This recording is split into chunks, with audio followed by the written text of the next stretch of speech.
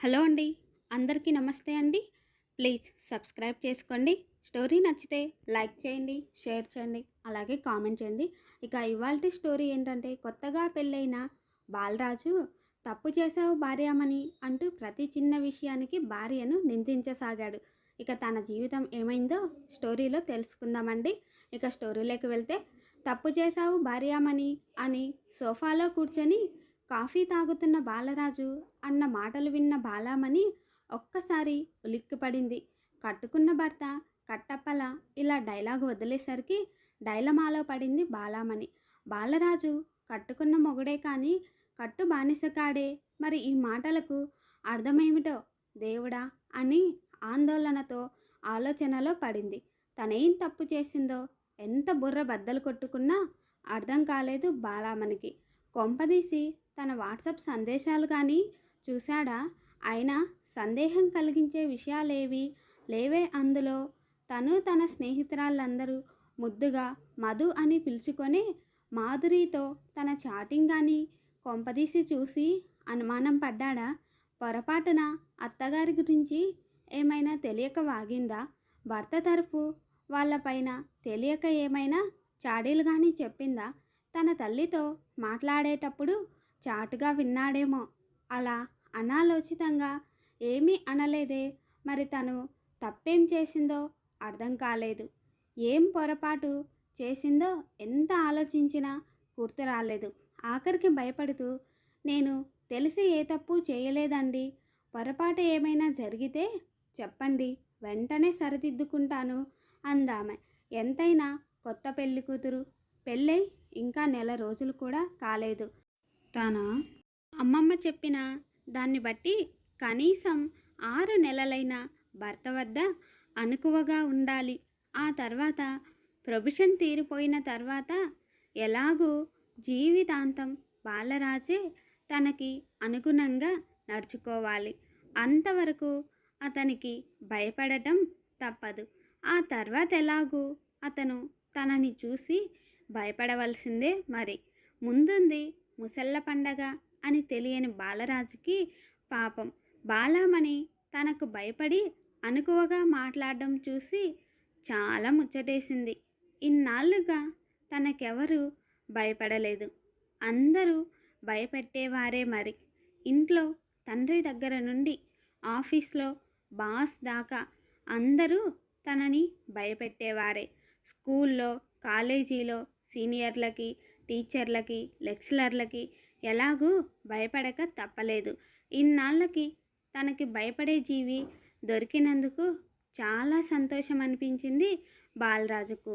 ఏం లేదు బాలామణి, కాఫీలో పంచదార బదులు ఉప్పు వేసినట్టున్నావు అని చెప్పాడు.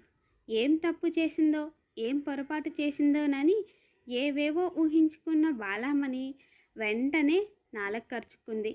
పెళ్ళి కాకముందు ఎప్పుడూ వంటిల్లు మొహం చూడని బాలామణి తెల్లనివన్నీ పంచదారే అని నమ్మింది. ఇప్పుడు ఉప్పుది కూడా అదే రంగని గుర్తుకు వచ్చింది. ఉప్పు కప్పు రంబు ఒక్క పోలిక నుండు అన్న వేమన శతకం చిన్నప్పుడు చదివి మర్చిపోయింది. కర్పూరం వాసన రాలేదు కనుక అది ఖచ్చితంగా పంచదారేనని భావించి కాఫీలో కలిపింది. అయితే ఇప్పుడే ఉప్పు పంచదార ఒక్క పోలికలో ఉంటాయని అనుభవపూర్వకంగా తెలుసుకుంది. వెంటనే నిజాయితీగా తన తప్పు ఒప్పుకొని, పొరపాటయిందండి, తప్పు చేశానండి, మళ్ళీ కాఫీ సరిగ్గా కలుపుకొస్తాను అని చెప్పి వంటింట్లోకి వెళ్ళింది. ఆమె తన పొరపాటు తెలుసుకుందని గ్రహించి ఆనందంతో పొంగిపోయాడు బాలరాజు. తన తాత చెప్పినవన్నీ మరోసారి గుర్తు చేసుకున్నాడు. పెళ్ళైన కొత్తలోనే భార్య చేసే పొరపాట్లని, తప్పుల్ని ఎత్తి చూపుతూ భార్యని గుప్పిట్లో పెట్టుకోవాలని అనుభవపూర్వకంగా తెలుసుకొని మనవడికి బోధించాడాయన. ఆయన చెప్పిన సూత్రాలనే ఇప్పుడు తూచా తప్పకుండా ఆచరిస్తున్నాడు బాలరాజు. ఈ మధ్యనే చూసిన బాహుబలి 2వ భాగం ప్రభావం నుండి ఇంకా బయటపడని బాలరాజు పెళ్ళాం చేసే పొరపాటు గమనించినప్పుడల్లా తప్పు చేశావు బాలామణి అనో, తప్పు చేశావు భార్యామణి అని అనడమో పరిపాటి అయింది. బాలరాజు అలా అన్నప్పుడల్లా ఉలిక్కి పడటం పరిపాటైంది బాలామణికి. పుచ్చకాయల దొంగ అంటే భుజాలు తడుముకున్నట్లు తనేమేమి పొరపాట్లు చేశానో అని ఒక్కొక్కటి గుర్తుకు తెచ్చుకుంటుందామె. అలా మరో రోజు భోజనం చేస్తున్నప్పుడు మళ్ళీ తప్పు చేశావు బాలామణి అని బాలరాజు గట్టిగా అనేసరికి నోట్లో ముద్ద పెట్టుకోబోతున్న బాలామణికి ఒక్కసారి పొలమారింది. నెత్తిమీద కొట్టుకుంటూ మంచినీళ్లు తాగి భర్త వైపు భయం భయంగా చూసింది ఏమిటన్నట్లు. బాలరాజుకి తెలియకుండా పక్కింటావిడతో మ్యాట్నీ షోకి చెక్కేయడం కానీ అతను గమనించాడా అని ఓ క్షణం ఆలోచించిందామె. బాలరాజు తన పాత షర్ట్లు ప్యాంట్లు ఇచ్చి బదులుగా స్టీల్ సామాన్లు తీసుకున్న విషయం కానీ తెలుసుకున్నాడా, లేక అతనికి తెలియకుండా ఇంటి ఖర్చులకు ఇచ్చిన డబ్బుల్లో కొంత మిగిల్చుకొని ఎదురింటి ఆవిడతో మాల్కి వెళ్ళి తన కోసం చీర కొనుక్కున్న వైనం కానీ తెలుసుకున్నాడా కొంపతీసి అని ఆందోళన చెందిందామె.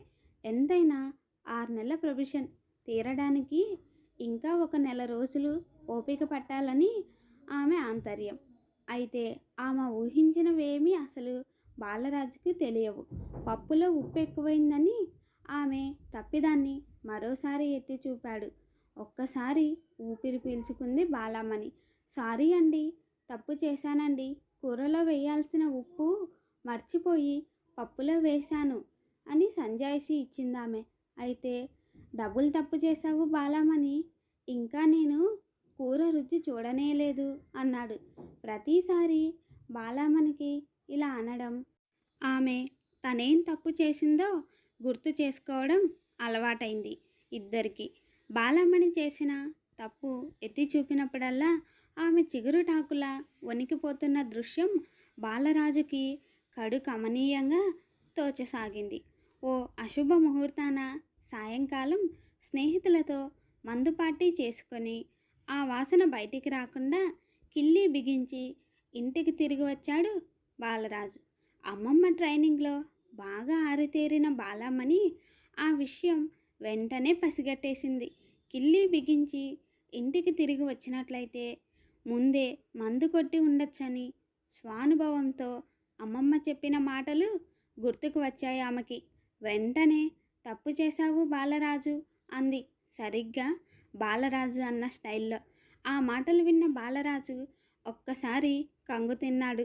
అతను విస్తుపోవడానికి 2 కారణాలున్నాయి. తను మందు కొట్టినట్లు తెలిసిపోయిందన్న కారణం ఒక్కటైతే, ఇన్నాళ్ళు భయం భయంగా తన అడుగులకు మడుగులొత్తుతూ తప్పు చేశానండి అని మెల్లగా అన్న బాలామణి ఇప్పుడు తన డైలాగుతోనే రివర్సులో నిలదీసిందన్నది రెండో కారణం. అమ్మమ్మ చెప్పిన మొదటి సలహాగా 6 నెలల కాలం బాలరాజు ఆగడాల్ని భరించింది బాలామణి ఇప్పటి వరకు. అయితే బాలామణి 6 నెలల ప్రొవిషన్ ఆ ముందు రోజే పూర్తయిన విషయం పాపం బాలరాజుకి తెలియదు. సమయానికి వాళ్ళ తాతగారు కూడా ఆ ఊళ్ళో లేరు బాలరాజుకి ఆ విషయం చెప్పడానికి.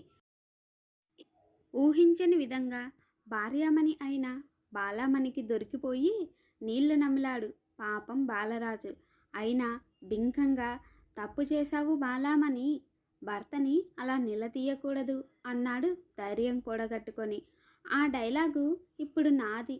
తప్పు చేసింది నేను కాదు మీరు. తాగేవాళ్ళంటే నాకు అసహ్యం అని మీకు ముందే చెప్పానుగా అంది బాలామణి. మరి కిక్కురు మనలేదు బాలరాజు. ఆ తర్వాత మూతి బిగించి మాటామంతి లేకుండా మూడెంక వేసి అలకపానుపు ఎక్కేసింది.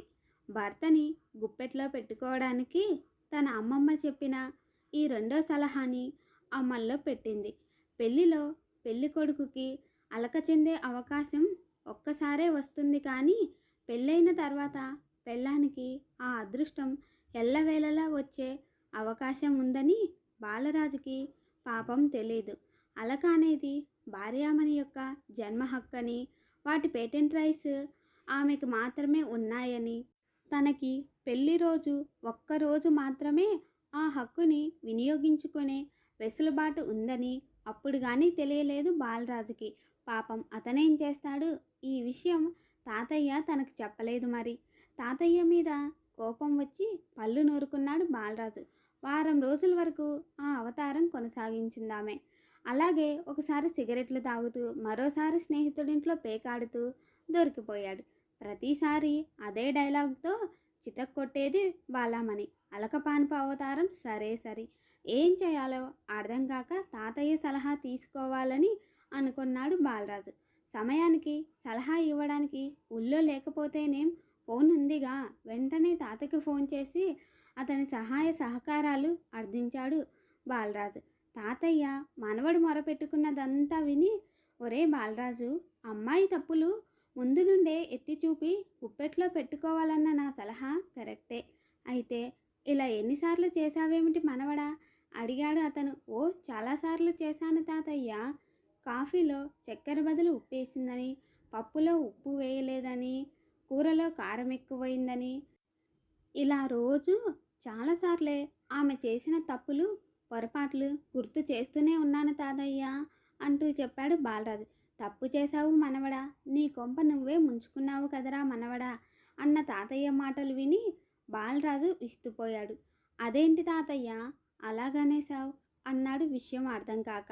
అవును బాలరాజు, నువ్వు అప్పుడప్పుడు భార్య మూడ్ చూసుకొని తప్పులు ఎత్తి చూపాలే కానీ రోజస్తమాను అదే పని మీద ఉండకూడదు. అంతేకాక కొన్ని తప్పుల వరకు నువ్వు కాయాల్సింది. సాక్షాత్తు శ్రీకృష్ణ పరమాత్ముడే శిశుపాలుడి 100 తప్పుల వరకు కాశాడు. నువ్వు ఈ 6 నెలల్లో బాలామణి తప్పుల్ని వెతికి పట్టుకొని మరీ కొన్ని వేల సార్లు వేధించుంటావు. ఇప్పుడు అనుభవించు, తప్పుతుందా అన్నాడు తాతయ్య. అదేంటి తాతయ్య, నువ్విచ్చిన సలహాయే కదా నేను పాటించింది ఆక్రోశంతో చెప్పాడు బాలరాజు.